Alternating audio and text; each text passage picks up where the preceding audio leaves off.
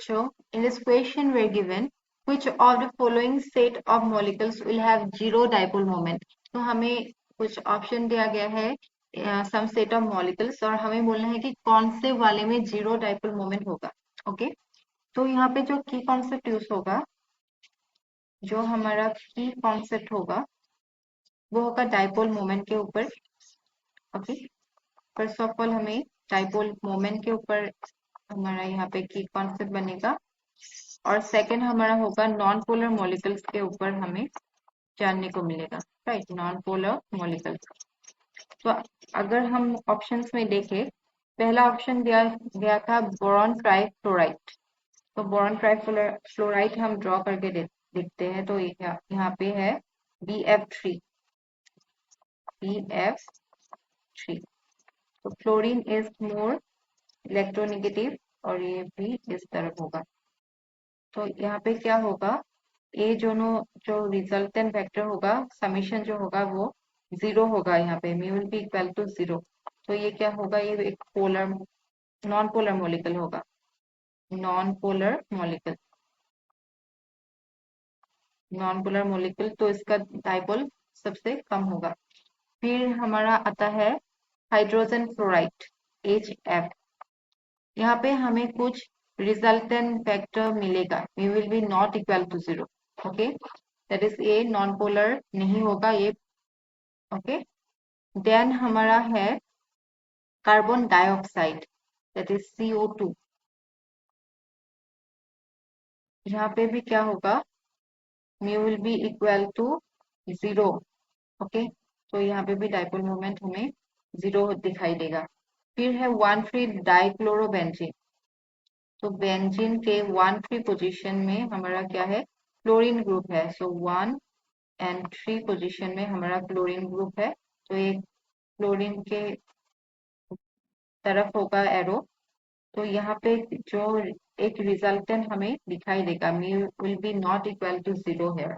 Okay, फिर हमारा आता है beryllium difluoride, that is BeF2. तो देख लेते हैं बेरियम डाई स्ट्रक्चर. सो यहाँ पे BF और यहाँ पे भी F होगा. तो यहाँ पे जो एरो होगा वो फ्लोरीन की तरफ होगा. तो ये दोनों क्या कैंसिल आउट हो जाएगा. तो mu will be equal to zero. तो यहाँ पे भी डाइपोल मोमेंट जीरो हो जाएगा. फिर वी हैव वाटर. फिर है हमारा वाटर. तो ये इस तरफ होगा. तो यहाँ पे mu will not be equal to zero. Right, फिर हमारा क्या रहेगा, फिर रहेगा 1,3 डाइक्लोरोबेंजीन का हमें देख लिया पहले ही. 1,4 डाइक्लोरोबेंजीन का भी हम देख लेते हैं.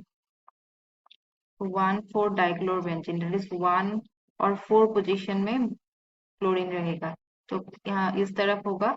तो ये दोनों एक दूसरे को कैंसिल आउट कर देंगे. तो mu will be equal to zero hair.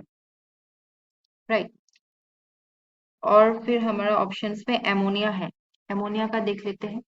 Ammonia NH3. तो यहाँ पे एक लोन पेयर भी रहेगा. तो ये नाइट्रोजन के ऊपर होगा. राइट, तो यहाँ पे हमारा जो रिजल्टेंट मोमेंट कुछ रहेगा, mu will be not equal to zero here. Okay, right. और हमारा है, और हमें इतना ही दिया गया था. Right, okay. So this are the options given to us. अब हमें बोलना है कि कौन सा वाला सही होगा. And we have NF3 also. NF3 का भी देख लेते हैं. NF3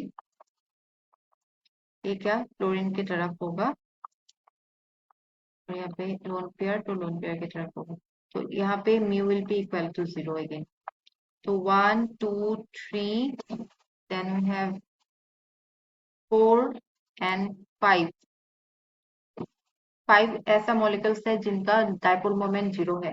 तो पहले हमने BF3 का देखा जिसका डाइपोल मोमेंट जीरो था. हाइड्रोजन फ्लोराइड का नहीं था. कार्बन डाइऑक्साइड का था. 1,3 डाइक्लोरोबेंजीन का नहीं था. तो नाइट्रोजन ट्राइफ्लोराइड का हमारा जो बॉन्ड डाइपोल मोमेंट था वो जीरो नहीं था, बेरिलियम डाइफ्लोराइड का था, वाटर का नहीं था, और 3 डाइक्लोरोबेंजीन का था। बोरॉन ट्राइफ्लोराइड का हमारा था। बेरिलियम डाइफ्लोराइड का जो डाइपोल मोमेंट है वो भी जीरो है। कार्बन डाइऑक्साइड का भी जीरो है और 1,4-डाइफ्लोरोबेंजीन का भी जीरो है। तो ये वाला ऑप्शन बिल्कुल सही है। यहाँ पे अगर हम देखें, एमोनिया का डाइपोल मोमेंट तो जीरो है, बट बेरिलियम डाइक्लोराइड का भी जीरो है। वाटर नहीं है और 1,4-डाइक्लोरोबेंजीन का फिर से है। तो ऑप्शन नंबर सी हमारा बिल्कुल करेक्ट होगा, right. I hope you understood. Thank you.